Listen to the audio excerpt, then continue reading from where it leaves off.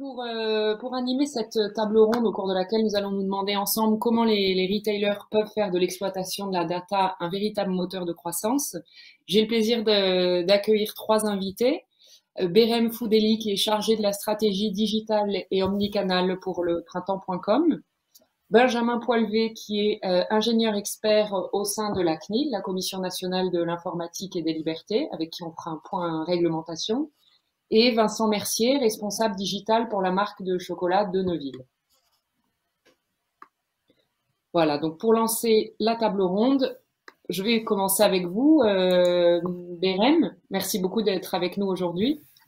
Vous avez lancé il y a un an le nouveau site printemps.com. Pouvez-vous nous expliquer à quel moment dans le parcours client vous collectez des informations? Bonjour tout le monde, merci Constance.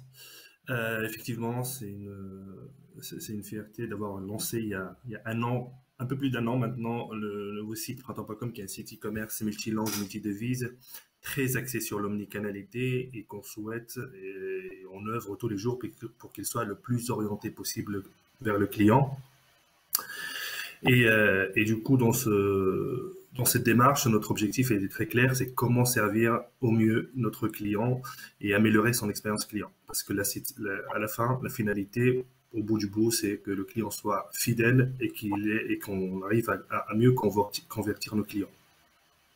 Donc, ce sont des objectifs mesurables et quantifiables. Une fois qu'on s'est défini un peu les objectifs, la manière de faire quand on a lancé le site, c'est de dire, OK, bon, comment on arrive à déjà collecter des données, n'importe quelle donnée, hein, c'est une démarche très classique pour un retailer ou un acteur de l'e-commerce. On a déjà des données de navigation sur le site qui nous permettent de savoir un peu les parcours des clients, où est-ce qu'ils vont, quelles sont les rubriques les plus visitées, quels sont les produits les plus visités, et ça c'est très important pour nous. Parce que ça va nous permettre aussi d'améliorer le parcours, de voir ce qui est le plus pertinent pour nos clients et de mettre en valeur pour eux. Et je ferai toujours l'analogie par rapport au magasin, parce que le magasin, on a toujours une idée sur quelle est la meilleure porte d'entrée du magasin, celle qui draine le plus de trafic, les zones chaudes et les zones froides du magasin. Donc c'est très important parce que c'est là où on va baser un peu notre savoir-faire pour présenter au client ce qu'il attend trouver. Et après, il y a les données aussi de manière classique, les données transactionnelles, c'est-à-dire qu'est-ce que le client a acheté, il faut qu'il le retrouve sur le site avec tous les détails de ses achats, que ce soit sur le magasin ou sur le web, avec tous les documents d'achat. Et ça, c'est hyper pertinent pour le client parce que c'est ce qui permet aussi de revenir toujours vers le site et d'être son point de départ ou son point d'arrivée. Et enfin, il y a des données, comme tout retailer, on a aussi un programme de fidélité qui est très convoité chez Printemps. C'est là où on va essayer de connaître le mieux et d'élaborer une relation très proche avec nos clients. Donc, on va savoir un peu, au-delà de leur nom, de leur localité, parce que c'est important, de savoir aussi leur marque préférée, les magasins là où ils vont le plus. Et ça, c'est important parce que c'est là où on va aussi essayer d'utiliser ces informations-là pour mieux communiquer avec eux et rejoindre à un certain moment leurs attentes. Enfin, il y a d'autres types de données qu'on collecte sur les stocks, sur les disponibilités, pour toujours donner l'information au client au bon moment. Un client qui navigue sur le site et qui est sur une fiche produit, c'est important, par exemple, à un moment donné, de savoir qu'un produit il est disponible en magasin et de pouvoir faire un achat très rapidement. Donc, c'est un peu ça la démarche qu'on a adoptée et toujours les mêmes étapes, c'est qu'on collecte la donnée, on la traite et on essaie de la restituer sous plusieurs formats. Soit c'est des informations qu'on va donner aux clients, soit c'est des services qu'on va élaborer, soit c'est des avantages de fidélité. Et donc l'idée, voilà, tourne toujours autour de ces aspects-là. Et l'objectif, comme je l'ai dit il y a quelques minutes, c'est que le client, c'est qu'on arrive à avoir une satisfaction client au final et une expérience client importante. Si je fais l'analogie, par exemple, au magasin une dernière fois, on a un service de personal shopper en magasin qui est un service de conseil en mode très, très spécialisé. Je pense parmi les meilleurs au monde aujourd'hui. Et quand j'y vais aujourd'hui, moi, je suis un client fidèle de ce service-là.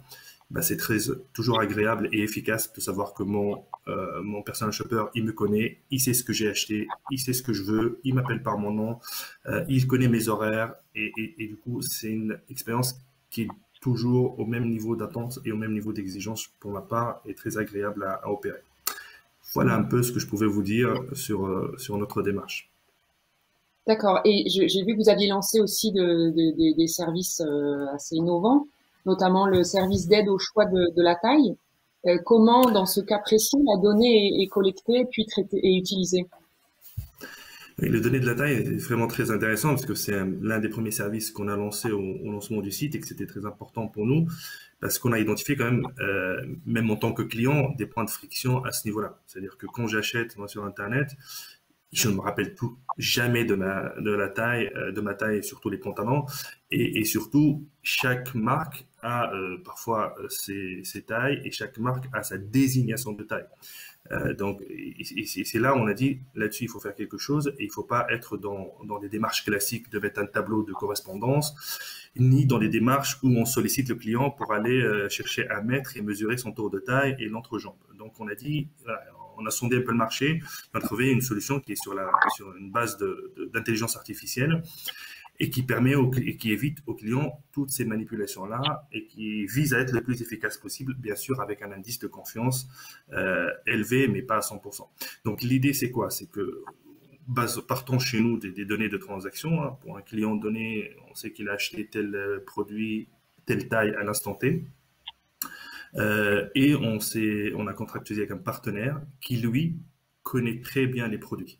C'est-à-dire, ce partenaire-là, il collecte ce qu'on appelle le tech pack, c'est-à-dire les documents qui sont envoyés à l'usine pour fabriquer un pantalon ou un t-shirt. Donc, il connaît vraiment très bien les produits. Donc, il a centralisé toutes les informations des produits de 175 000 marques au monde. Et connaissant bien le produit par le partenaire, et nous connaissons bien et mieux notre client, bah, si on connaît le client et qu'on connaît l'article qu'il va acheter, on sait que le client il a acheté une chemise en taille M, on envoie cette information-là à notre partenaire qui lui sait que cette marque-là, la taille M, correspond à la marque telle en taille, par exemple, L. Et du coup, sur cette base-là, et basée sur quand même une approche d'intelligence artificielle, on sait proposer au client. Donc le client, il navigue, c'est très transparent pour lui, il navigue sur le site et là, il est sur une fiche produit et on lui dit, nous pensons que la taille L vous irait à 78%, à 80%. Et on répond à un besoin client avant même que celui-ci se présente, et ça permet de fluidifier aussi et d'accélérer le choix parce que la décision d'achat est très importante, elle est courte, il faut la prendre en général de manière courte dans le temps. Et c'est important d'avoir tous les éléments de décision sous les yeux. Et c'est pour ça qu'on présente cette information-là et on est assez efficace là-dessus. La première fois quand le client se connecte et qu'il n'a jamais acheté chez nous, parce que c'est une question que vont se poser certains, à ce moment-là, on lui pose juste une question, quelle est votre marque préférée et quelle est votre taille dans cette marque préférée-là? En général, tout le monde connaît au moins son dernier achat. Et sur cette base-là, on fait ce qu'on appelle l'extrapolation. Et on est allé un peu plus loin, c'est-à-dire que une fois qu'on a connu la taille du client, on connaît aussi notre stock. Toujours, c'est une histoire d'usage des données. Donc, on va lui proposer on va pousser, par exemple, si la personne est sur un t-shirt noir, taille L, on va lui proposer aussi en recommandation tous les produits en bas, tous les produits en taille L qui existent. Et si c'est une marque qui, pour la L, correspond à l'XL, on va lui proposer celle-là aussi, et qui sont en stock. Donc le client, au final, on lui donne sa taille, on lui propose tout ce qui existe avec des tailles qui lui correspondent et qui sont en stock. Donc là, je pense qu'on a fait un grand pas. Et l'objectif, c'est vraiment, comme je l'ai dit, d'avoir tous les éléments de décision du client et qu'il puisse trouver tous les produits qu'il cherche sous la main. C'est ça l'avantage un peu du retail, du digital par rapport au retail, c'est qu'on a cette capacité-là de pousser vers le client et que le client puisse prendre ses décisions rapidement. D'accord. Et toutes ces données que vous collectez, que vous analysez, soit vous-même, soit par votre partenaire, comment une fois traitées, elles peuvent être utilisées dans le cadre d'une communication plus pertinente et presque individualisée par client? Le partenaire, lui, il gère les données des produits, donc il va pas connaître, le client, il est connu chez nous, uniquement chez nous.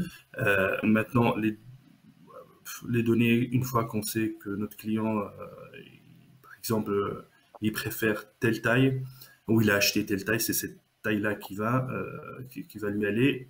On peut aller encore plus loin comme vous dites, la personnalisation. Je pense qu'on n'est pas aujourd'hui à l'individualisation, mais déjà la personnalisation, c'est que demain, si un client, par exemple, il a acheté une robe rouge, on va savoir s'il l'a acheté sur le site, on va savoir qu'il l'a acheté, donc on lui proposera plus déjà d'un robe rouge en produit recommandé, et derrière on va lui proposer peut-être des produits recommandés, des produits complémentaires. Et quand on va lui proposer des produits complémentaires, parce qu'on a les informations de ce qu'il met comme produit, et s'il est dans notre programme de fidélité, on saura aussi quelles sont ses marques préférées. On va privilégier dans ce qu'on affiche pour le client ses marques privilégiées, mais aussi les tailles disponibles et surtout les produits qui sont en stock. Parce que si je fais, encore une fois, l'analyse avec le magasin, imaginez juste un vendeur qui vient vous voir et dit en magasin, vous voulez quoi? Vous voulez un t-shirt noir? Ok, ben je vais vous ramener tous les t-shirts noirs, ben ils sont là. Et quand vous passez 30 minutes à choisir le bon, il vous dit, ah, il n'est pas en stock. Et donc, l'idée sur le digital, c'est vraiment d'anticiper ces démarches-là et de dire, ah, ce client-là, il a acheté une robe rouge. Maintenant, il est en train de chercher, par exemple, des chaussures. On va lui proposer des chaussures avec les marques préférées du client parce qu'on le connaît, il est dans notre base de clients fidèles et encartés. Et on va lui proposer, par contre, pas tous les produits, mais les produits qui sont à sa taille et surtout qui sont en stock. Et là, on transforme l'expérience client. On ne pousse plus des robes rouges parce qu'il a acheté des robes rouges, mais on va pousser plutôt des produits à sa taille, à sa convenance, avant même peut-être qu'il commence à les chercher. Et c'est un peu ça la target aujourd'hui et notre manière de faire. Voilà, c'est un peu la culture du printemps. Ça a commencé au magasin, ça se prolonge sur le site. C'est comment servir au mieux les clients et comment améliorer à chaque fois son expérience, que ce soit en magasin ou sur le site web. D'accord. Merci Bélène pour ces Si je t'en prie. précisions. Euh, Vincent, je me tourne vers vous parce que vous avez mis en place chez Deneville une stratégie data à travers votre programme de fidélité. Est-ce que vous pouvez nous expliquer un peu comment ça fonctionne et quels sont les critères que vous utilisez pour optimiser vos campagnes de communication? Okay. Bonjour à tous, bonjour Constance. Nous, du coup, on récupère, comme beaucoup de retailers, on a un programme de fidélité, comme disait Bérél. Notre objectif, c'est de répondre aux besoins du client à travers ce programme de fidélité et de faire revenir forcément le client. On récupère des données à travers le site web, forcément, à travers la boutique aussi, beaucoup, parce qu'on a un réseau de 150 boutiques, donc on a la chance de récupérer beaucoup de données, et comme c'est des petits commerces, des commerces quasiment de proximité, ça permet de récupérer plus facilement, on va dire la donnée. Cette donnée après est injectée dans une base globale qui nous permet d'avoir une réconciliation des clients, et un client qui arrive sur le site web ou en boutique, s'il est ce qu'on appelle encarté, pourra être reconnu quel que soit son canal sur lequel il va commander. Donc après, on va travailler ce client en CRM, donc avec des communications qui vont être différenciées. Du coup, l'idée, c'est vraiment de personnaliser au maximum ces communications, donc récupérer un maximum de données. Donc c'est là l'intérêt de la donnée, c'est de pouvoir personnaliser les offres, personnaliser le contenu, personnaliser aussi le type de canal de communication en fonction des attentes des clients, déjà du choix du client. Est-ce qu'il a décidé de recevoir des emails, des SMS, du courrier, et en fonction de ces canaux-là, est-ce qu'il est réactif à tel ou tel canal.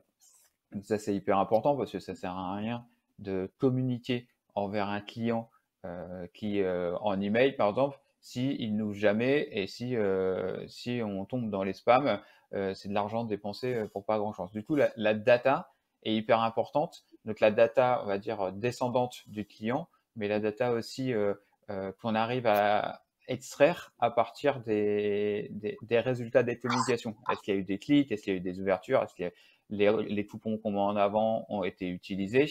Et toute cette data-là doit être réutilisée par la suite pour pouvoir justement améliorer ce cycle de communication. C'est un cycle en fait d'amélioration continue pour toujours optimiser et toujours mieux communiquer auprès de nos clients afin en gros, d'offrir la bonne offre au bon produit au bon moment. Ça va être sur les newsletters, on va regarder les zones sold, les taux de clic, les taux de retour. On va faire un peu la même chose sur notre site web comme le printemps, on a refendu notre site, nous, il y a un an. Et on a beaucoup travaillé aussi sur les datas qu'on avait au préalable, sur des datas qui sont assez basiques, mais aussi plus approfondies, mais telles que le taux de rebond, par exemple, qui est le nombre de personnes qui vient et qui repart tout de suite d'un site, ou d'autres datas telles que ces éléments-là, qui nous permettent de savoir quels sont les comportements des clients, quelles sont les informations qui sont intéressantes, si le client est resté longtemps sur une fiche produit, est-ce qu'il a trouvé l'information ou est-ce que c'est parce que justement il l'a pas trouvé et il visite beaucoup de pages pour trouver une information.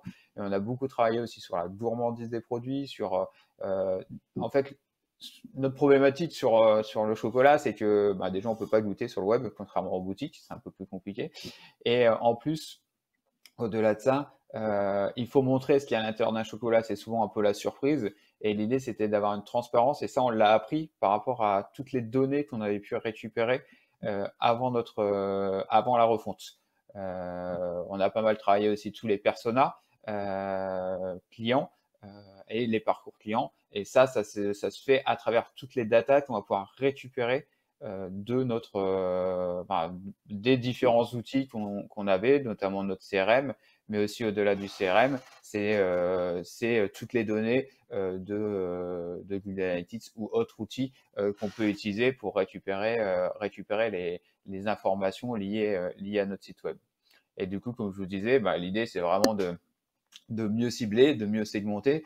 On segmente voilà, avec des techniques qui sont connues par tout le monde, du type RFM. Ça fonctionne très bien parce que on s'adapte en fait à la demande et aux besoins du client. Et c'est ça qui est vraiment important. C'est pas essayer de pousser de la communication en masse envers tous les clients, parce que les taux de retour sont souvent inférieurs et les coûts assez élevés, parce qu'on communique beaucoup pour des taux de retour, contrairement à quand on cible, même si le ciblage est finalement et le travail de la segmentation a forcément un coût, parce que mettre en place ces CRM a forcément des coûts. Derrière, l'optimisation de la campagne permet une rentabilité beaucoup plus intéressante et beaucoup plus importante sur ces éléments-là. Donc c'est vraiment la data, c'est vraiment la source du développement en fait des ventes et de la satisfaction client et du coup du chiffre d'affaires.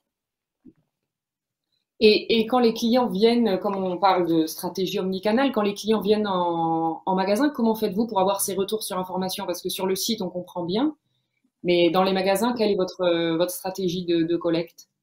Aujourd'hui, ça va être nos vendeurs via nos franchisés ou nos boutiques en propre.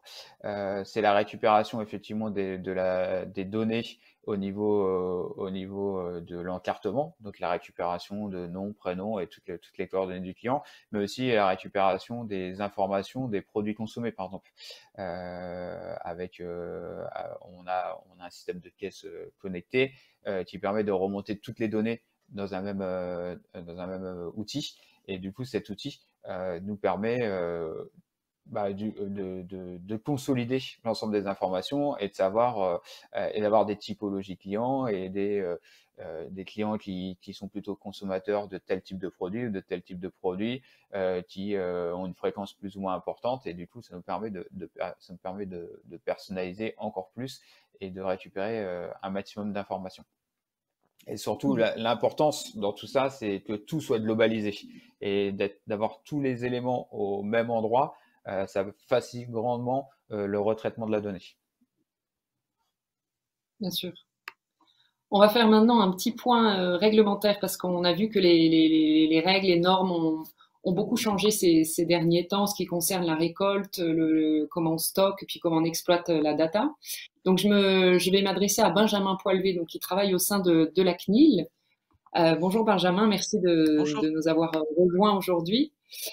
Alors, on parle beaucoup des nouvelles règles concernant les cookies et les traceurs. Est-ce que vous pouvez nous expliquer un peu plus en détail ce dont il s'agit? Avec plaisir et bonjour à tous d'ailleurs. Alors pour rappel, la loi sur les cookies et autres traceurs, en fait, c'est une législation spécifique qui s'appelle e-privacy, qui est assez différente du RGPD.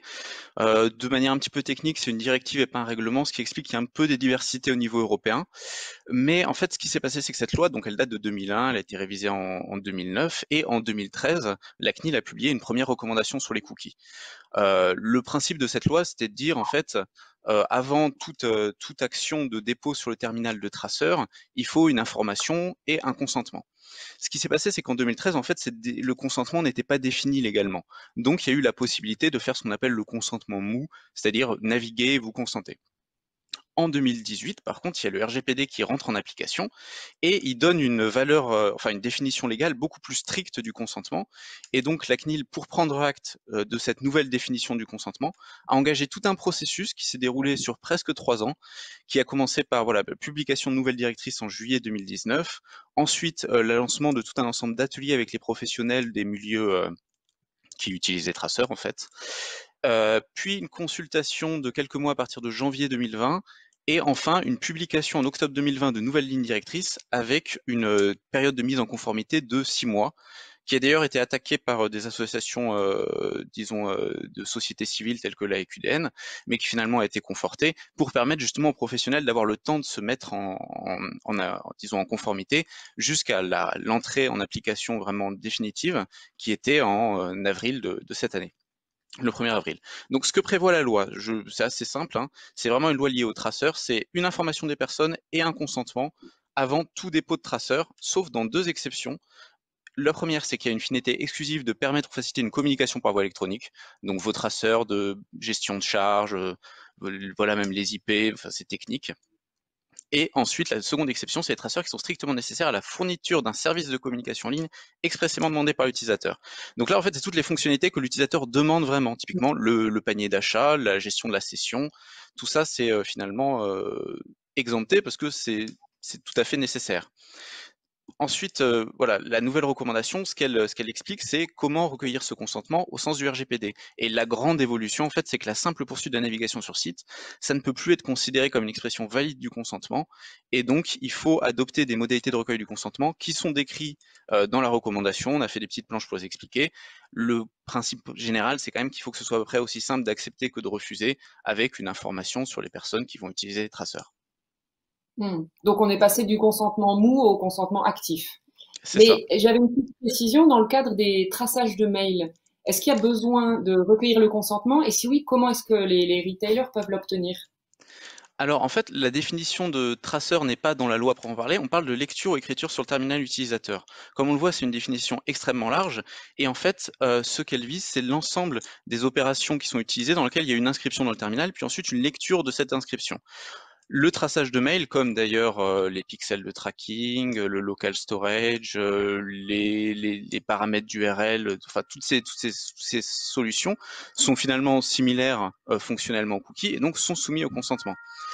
L'idéal, le mail n'embarquant pas de système permettant de recueillir le consentement au sein du mail, l'idéal est de recueillir le consentement dans les conditions qui sont présentées pour les cookies au moment du recueil de l'adresse email, par exemple avec une case à cocher, encore une fois en expliquant quelles sont les finalités et les raisons pour lesquelles on veut obtenir ce mail, mais ça peut finalement s'intégrer dans le flow général, qui est un flow que connaissent déjà pas mal les retailers, notamment avec toute la question de la prospection commerciale, sur lequel je pense qu'ils sont quand même assez familiers.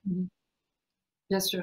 Mais justement, vous n'avez pas peur que ces restrictions, donc qui sont entrées en vigueur le 1er avril, ne nuisent-elles pas aux retailers qui ont besoin de collecter de la donnée? Par exemple, je pense aux mesures d'audience, au temps passé par page, au taux de rebond, qui c'est des données vraiment fondamentales pour eux. Et d'ailleurs, je me tourne vers Vincent Mercier. Vous m'aviez expliqué que vous avez déjà observé une baisse très importante des profils analysés sur votre site. Alors, je sais pas, donc je vais répondre du côté de la CNIL, en attendant l'expérience de Vincent. Si vous voulez, nous, c'est vraiment une problématique qu'on a identifiée parce qu'en fait, traditionnellement, les gestionnaires de sites, ils ont effectivement besoin de savoir comment fonctionne leur site. Si on reprend l'analogie du magasin, là, c'est pas la question de savoir ce qu'il y a dans le caddie de chaque personne, mais c'est savoir s'il n'y a pas un précipice entre le rayon dessert et le rayon fromage. Donc oui, il y a certains outils que la CNIL considère comme strictement nécessaires et sur lesquels, en fait, elle a commencé à engager tout un travail qui est d'ailleurs assez intéressant pour justement déterminer qu'est-ce que dans le terme de la mesure d'audience est vraiment nécessaire pour gérer le site. Dans ce contexte, en fait, on a mis en place, disons, un programme dans lequel on demandait justement aux fournisseurs d'outils de mesure d'audience de nous envoyer des dossiers pour validation par la CNIL pour considérer qu'on peut se passer du consentement pour l'utilisation de certains outils. Alors, c'est des outils qui sont assez dégradés par rapport à, disons, la mesure d'audience vraiment complète telle que peuvent la connaître les retailers actuels, mais en fait, ça permet de faire un fonctionnement un petit peu mixte dans lequel, si le consentement n'est pas acquis, on a les métriques de base, et si le consentement est acquis, on peut avoir des métriques plus complètes. Mais typiquement, tout ce qui est, on a parlé du bounce, le référeur, les statistiques de temps de chargement des pages, les statistiques des actions utilisateurs, les zones géographiques générales des requêtes, toutes ces informations-là, on considère que il est valable de les recueillir via un outil de mesure d'audience, voilà, dans la mesure où les finalités sont limitées. Le programme actuellement, il a identifié, alors je compte 1, 2, 3, 4, 5 solutions qui permettent de se passer du consentement sous le paramétrage qui est publié d'ailleurs sur le site de la CNIL, mais il y a encore des dizaines de solutions qui ont envoyé des dossiers qu'on est en train de traiter. Donc c'est une problématique qu'on identifie et à laquelle on veut répondre parce qu'effectivement, on a conscience de la nécessité de collecter un certain type de données pour le fonctionnement de ces solutions. Mhm. Vincent, est-ce que vous voulez répondre sur les outils que vous utilisez et la baisse des profils? Oui, vous m'entendez? Oui, très bien. Ok, super.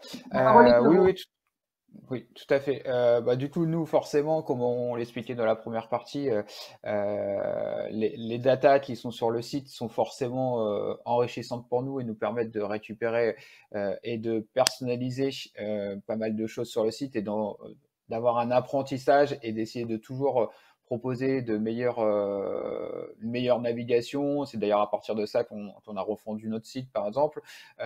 Donc c'est sûr que pour nous, retailers, et d'une manière générale pour l'ensemble des sites web, je pense que c'est de plus en plus compliqué de personnaliser et d'offrir finalement le meilleur service à nos clients grâce à ces outils liés à ces restrictions qui font que finalement on va plus servir nos clients, en tout cas on va plus offrir une personnalisation comme on pouvait le faire avant, ou alors autant optimiser nos outils et notre site web entre autres, comme on pouvait le faire avant, parce que il y a tout un certain nombre de données qu'on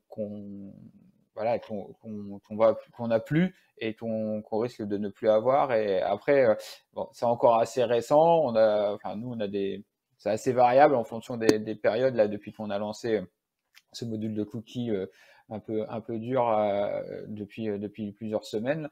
Il y a des périodes où il y a des fortes baisses et d'autres moins, mais d'une manière générale, on voit quand même une tendance à la baisse et c'est une analyse qui est plus compliquée. Nous, on travaille principalement avec Google Analytics et c'est vrai qu'aujourd'hui, avec cet outil-là, on n'a pas on n'a pas ce qu'on avait avant et on essaye de travailler différemment et de récupérer d'autres infos parce que de toute façon c'est légal et on s'adapte, mais c'est sûr que c'est un peu moins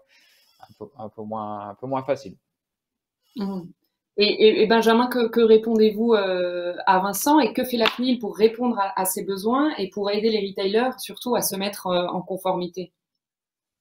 Alors par rapport à ce problème spécifique, vraiment notre action de réponse a été ce programme pour identifier les solutions de mesure d'audience. Et d'ailleurs, j'invite tous les retailers à aller voir sur le site de la CNIL pour voir quelles sont les mesures qu'on considère qui peuvent être faites sans consentement et donc permettre un petit peu de, quand le consentement n'est pas acquis, compléter les données et continuer à avoir un peu une vision globale de la manière dont le site fonctionne.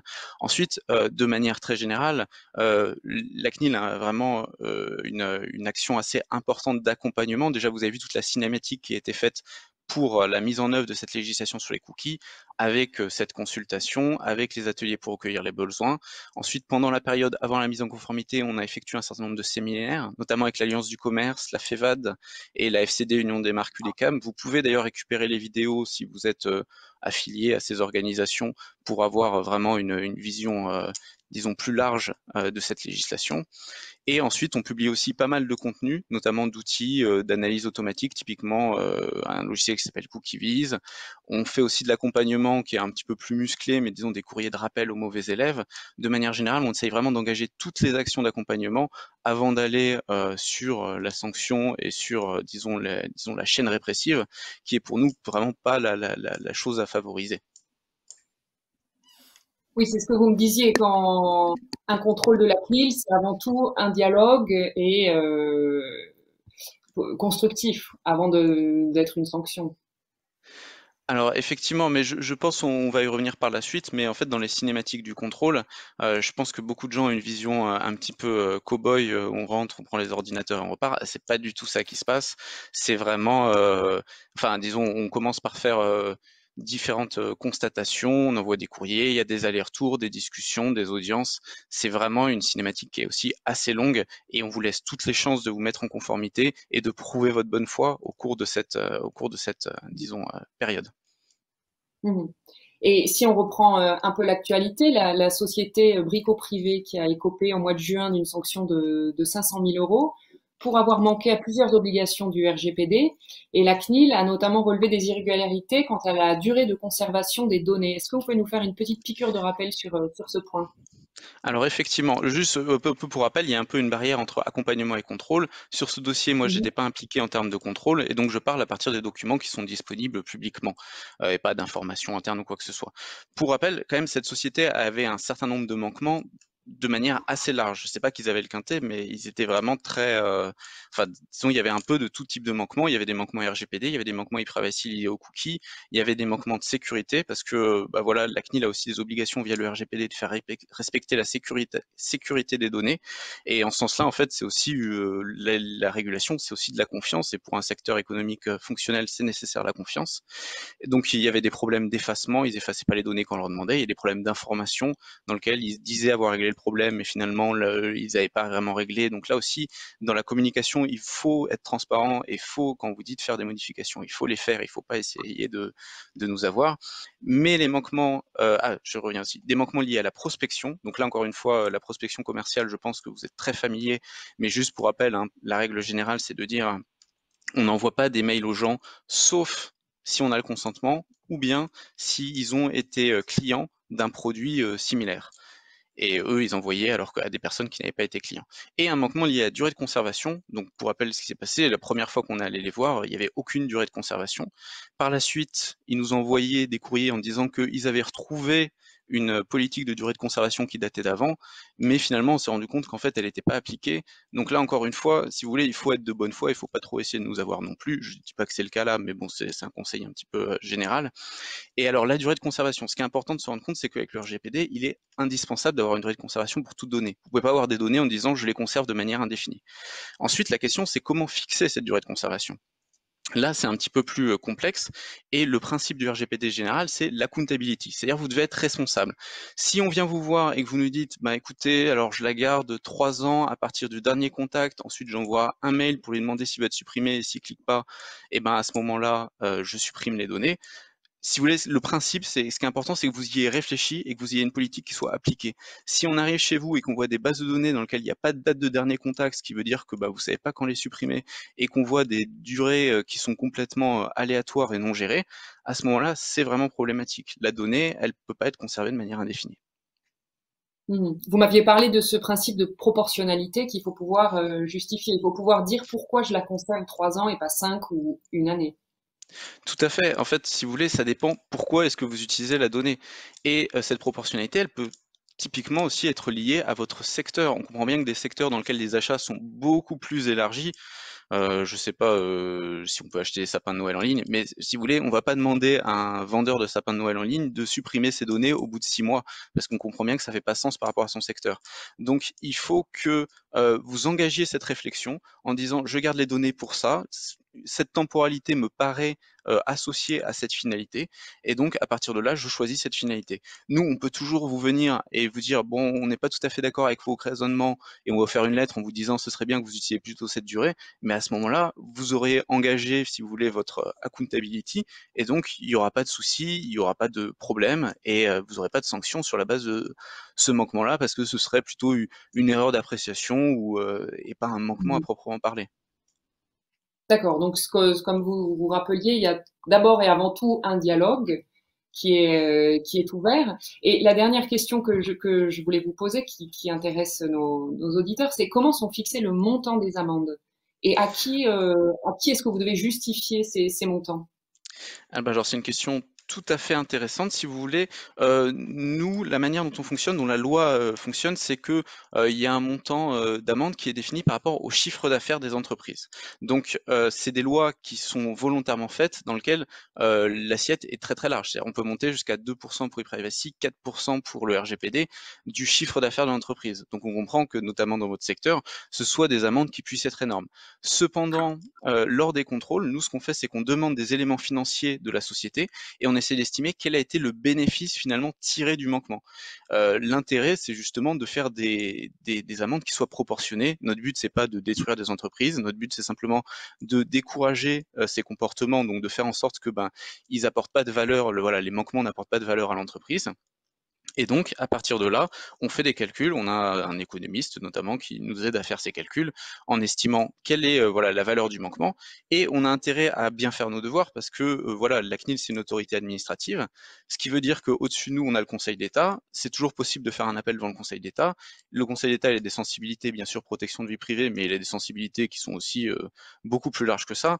Et donc, s'il considère que on est excessif dans nos amendes, et à ce moment-là, il va complètement annuler ces sanctions. Et ça, vraiment, pour la CNIL, c'est problématique. Donc voilà, on fait les choses sérieusement.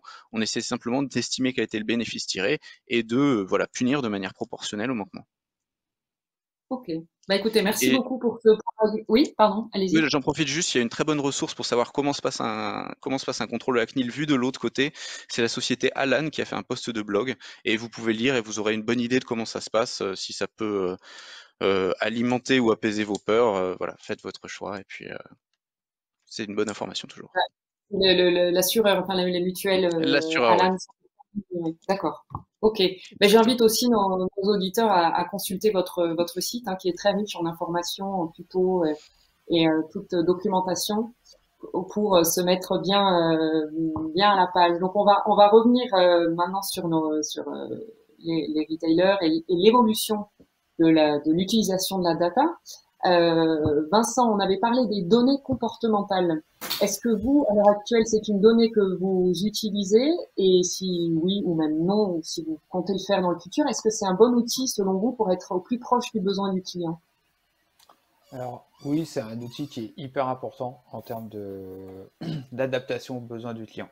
C'est même l'un des plus importants pour moi parce que comme on le dit dans les premières parties, c'est en s'adaptant aux besoins du client, en étant proactif, mais aussi en étant réactif par rapport à ses habitudes d'achat, à son comportement d'achat,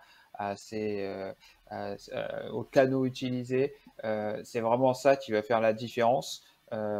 Et du coup, ces données comportementales vont être les plus riches et qui vont nous apporter le plus d'enseignements pour nos stratégies. Je pense à pas mal de choses, hein. Je pense au type de produits consommés. Par exemple, est-ce qu'ils vont consommer plutôt des pralinés ou des ganaches pour nos types de chocolat? Est-ce qu'ils vont plutôt consommer des grosses boîtes ou des petites boîtes pour vraiment simplifier? Mais on rentre normalement plus dans le détail sur des gammes de produits ou des sous-gammes de produits. Le canal aussi utilisé, est-ce que c'est des clients qui sont 100% digital ou du 100% boutique? Est-ce qu'ils mixent plutôt? Est-ce qu'ils utilisent des communications est-ce qu'ils utilisent des coupons ou des offres qu'on envoyait par intermédiaire de notre communication? Quel type de support ils sont réactifs? Donc, est-ce que c'est plutôt le courrier? Est-ce que c'est plutôt l'email? Le SMS, ça peut être des push notifications. Enfin bref, il y a pas mal d'outils. Et en fait, à partir de tout ça, ça va nous permettre d'optimiser notre type de communication, de partager l'information descendante vers le client au bon moment déjà, en essayant de connaître est-ce que ce client chaque année commande pour la Saint-Valentin et pour Noël, parce que c'est deux moments importants, ou peut-être plutôt pour la fête des mères et pour Noël, enfin bref. Et du coup, par rapport à tout ça, et est-ce qu'il va prendre plutôt un coffret fête des mères et un ballotin en fin d'année ou plutôt une multitude de petits cadeaux à Noël avec un calendrier de l'Avent. Voilà, en fonction de la typologie client, est-ce que c'est plutôt faire des cadeaux qui vont être au niveau familial avec des enfants ou autre, enfin tout ça. Et sur ce comportemental, c'est vraiment important d'avoir un maximum d'informations parce qu'on répond aux besoins tout simplement. Et cette réponse aux besoins, c'est ce qui va faire que le client se sent comment dire reconnu. Je crois que c'est Mariam qui en parlait tout à l'heure. La reconnaissance client, elle est hyper importante. Savoir éviter de lui faire perdre du temps avec des informations dont il n'a pas besoin ou avec des outils dont il n'a pas besoin. L'idée, c'est vraiment de s'adapter à ce client en ayant une vue omnicanale. Et en fait, on lui propose quelque chose et c'est le client qui choisit. Et cette proposition du quelque chose varie en fonction de ses données comportementales. Et c'est ça qui est vraiment, vraiment important, s'adapter à son besoin. Bien sûr. Et je pensais notamment en ligne, ces données comportementales, est-ce qu'aujourd'hui vous avez les moyens de les suivre? Je pense par exemple de suivre le temps passé par page, les produits qui ont été consultés. Est-ce que ça, vous avez les moyens de l'analyser ou est-ce que ça fait partie de votre stratégie future? Alors, on le fait. Du coup, on a des infos.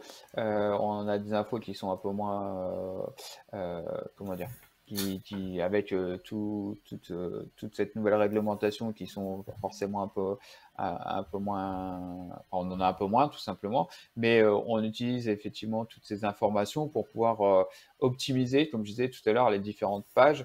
Au niveau comportemental, est-ce que le client est resté longtemps sur la page? Est-ce qu'il a scrollé juste en bas de la page pour découvrir qu'est-ce qui était à l'intérieur de nos produits? Est-ce que c'est les descriptifs, est-ce que c'est du croquant, du craquant, les saveurs aussi, on parle beaucoup de saveurs dans le chocolat, les origines, de toutes ces informations-là, en fait, on peut savoir si elles sont intéressantes pour le client que par ce suivi du comportemental, de cette analyse de parcours client et de visite du site. Donc effectivement, c'est des éléments qui sont importants, qu'il faut suivre au plus près pour pouvoir répondre au mieux aux besoins du client et faire évoluer de façon continue l'offre. Donc quand je parle d'offre produit, mais aussi d'offres matérielles dans le sens site web et contenu du site web. Et Bérem, je me tourne vers vous. On a parlé tout à l'heure dans la première partie de personnalisation, voire d'individualisation du parcours client. Vous avez donné l'exemple de l'utilisation de l'historique d'achat que vous avez et que vous utiliserez. Mais comment l'exploitation de encore davantage de data vous mènera sur ce chemin de l'individualisation? Effectivement, donc moi je pense que le principe, et là je parle de données dans le sens large, hein, pas forcément des données personnelles ou du client, mais un retailer, son fond de commerce, c'est la donnée. C'est la donnée de ses produits,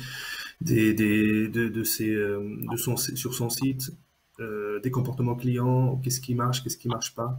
Et ça, c'est hyper important. Donc, moi, j'avais dans mon ancienne vie, chez un grand acteur du retail, l'objectif c'était de collecter le maximum d'informations dans des sortes de data lake pour les exploiter au mieux. Donc, la donnée, elle est très importante déjà vis-à-vis du retailer pour savoir ce qui marche pas, mettre en avant ses points forts, pallier aux points faibles si jamais il y a des choses qui marchent pas, indépendamment de l'individualisation vis-à-vis des données personnelles. Donc ça, c'est important déjà de savoir collecter ces données-là, d'avoir la capacité ou la technologie derrière pour bien l'exploiter, et non pas l'exploiter sur des longues durées, mais bien l'exploiter vraiment avec des outils performants, parce que c'est ça qui est important. Une fois qu'on s'est dit qu'on a la donnée et qu'on l'a exploitée, derrière, comment on la restitue dans l'intérêt du client. Et c'est là où moi, je pars du principe, dans ma conception des choses, qu'il y a un équilibre à avoir, et ça c'est très important.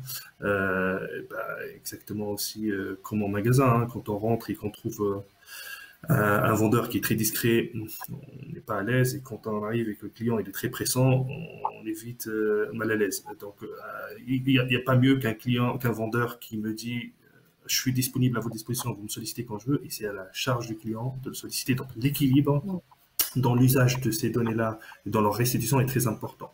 Il faut donner au client, comme l'a dit Vincent tout à l'heure, la bonne information au bon moment sur le bon produit. Et c'est dans ce sens que nous œuvrons, toujours par analogie au magasin. C'est-à-dire que voilà, un bon achat pour moi, c'est qu'un client qui va trouver son produit au bon endroit, au bon moment.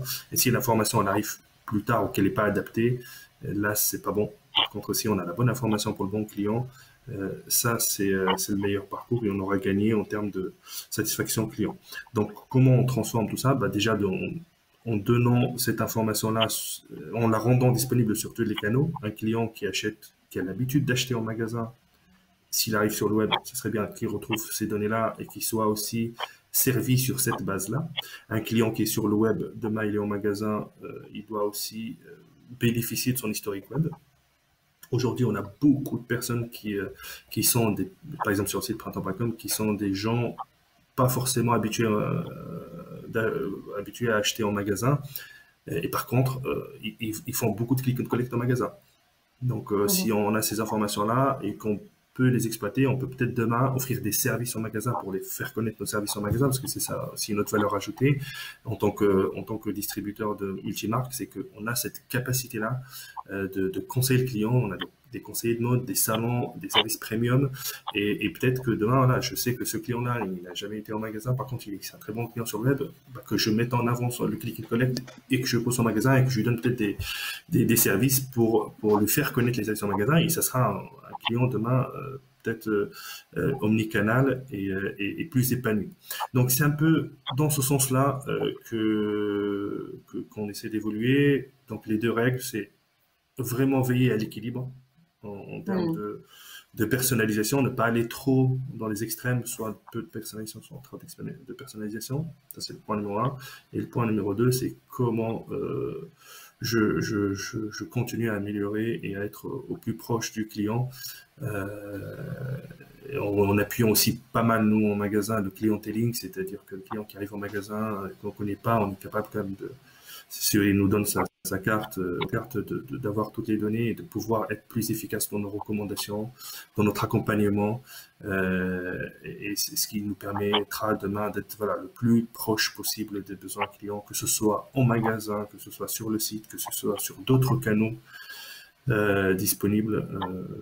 Là, on lance aussi le live shopping, par exemple. On a fait notre live shopping hier, ce sont des nouvelles expériences vis-à-vis de nos clients qui marchent très bien. Donc, c'est des nouveaux canaux d'acquisition et de vente sur lesquels on compte énormément et sur lesquels il y a un grand potentiel aussi de personnalisation et d'individualisation.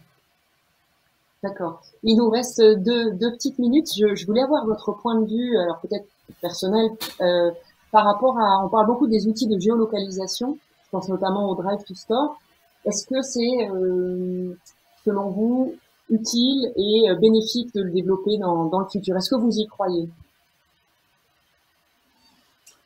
Moi, je pense que oui, je pense que c'est important d'avoir quelque chose qui est proche du store, parce que justement dans le retail, c'est important d'avoir des communications qui se font à proximité, et tous ces outils qui peuvent apporter du trafic directement en boutique, c'est hyper important, parce que la boutique va continuer à vivre, et le digital va permettre d'accompagner le développement de ces boutiques. Ça va pas du tout être un remplacement, même si aujourd'hui le digital prend de plus en plus de place. Et je pense que ça va être des outils qui vont se développer. Après, ce qui est toujours un peu compliqué avec ces outils, de ce que j'en connais, c'est justement ce tracking de cette opération.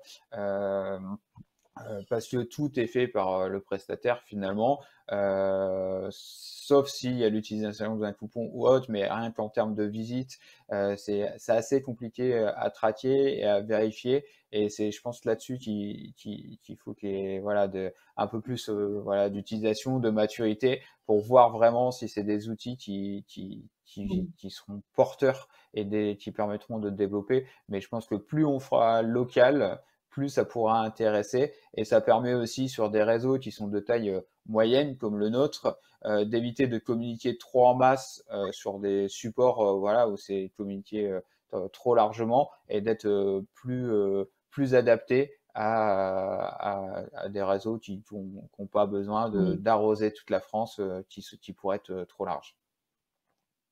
Et vous, Bérem, je crois que savoir que vous étiez un petit peu plus sceptique sur l'utilisation, il nous reste en moins d'une minute. Est-ce que vous pouvez nous résumer votre position? On va dire que je suis un peu plus sceptique que Vincent, un peu trop, pas trop, mais partant de mon rôle aussi dans le digital, je suis très ouvert à toutes les solutions et toutes les technologies qui permettent d'améliorer l'expérience client. Au fait, moi, je regarde plutôt un peu, parce que c'est des solutions qui existent quand même depuis quelques temps. Il y a des grands acteurs internationaux qui ont adopté, par exemple, Macy's aux États-Unis, qui a fait ses premières expériences, je pense, il y a 3 ou 4 ans, sur le fait de pousser des produits quand le client est à côté du magasin ou même dans le magasin et dire, ah, vous avez visité tel produit hier, là vous êtes dans le magasin, il est là à votre droite. Après, on n'a pas eu de retour sur les conversions, sur les adoptions aussi par d'autres marques. Donc pour moi, voilà, on reste toujours sur cette notion d'équilibre. Le client, quand il est, pour qu'il achète, il faut qu'il soit prédisposé à acheter. Il faut qu'il soit dans les conditions. Là, samedi après-midi, je sors pour faire mon shopping et c'est un instant de plaisir.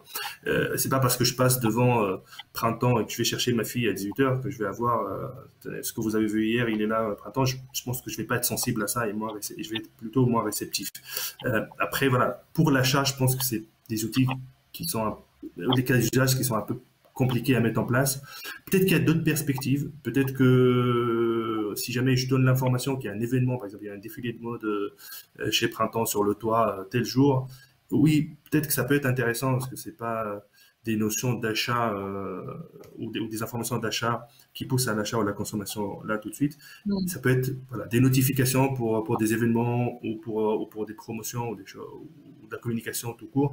Je pense que ça a peut-être du sens, mais pour inciter ou pour proposer avec un client d'acheter un produit alors qu'il est à côté du magasin, je pense que c'est un peu intrusif à ce risque et ça peut être double tranchant. Ça peut être double tranchant parce que ça introduit un peu des risques de pression. Comme un peu intrusif, quoi. Ouais. Et je me permets juste de faire un rappel un peu disque rayé. En 2018, on avait fait des mises en demeure sur ce sujet. Il faut le consentement pour récupérer les données de géolocalisation. On ne s'oppose pas du tout aux usages, bien sûr, mais il faut que voilà, l'utilisateur soit conscient et que ce soit une démarche positive de sa part et pas quelque chose qui soit fait discrètement au sein d'un SDK un petit peu discret. Voilà. Bon, il est temps de clôturer cette table ronde. Merci à tous les trois pour cette table ronde très riche et intéressante. Merci. Donc, j'invite nos auditeurs à se connecter sur leur rendez-vous d'affaires de ce matin et la suite des conférences à 14h10. Merci à tous. C'était avec plaisir. Bonne journée. Au revoir. Au revoir.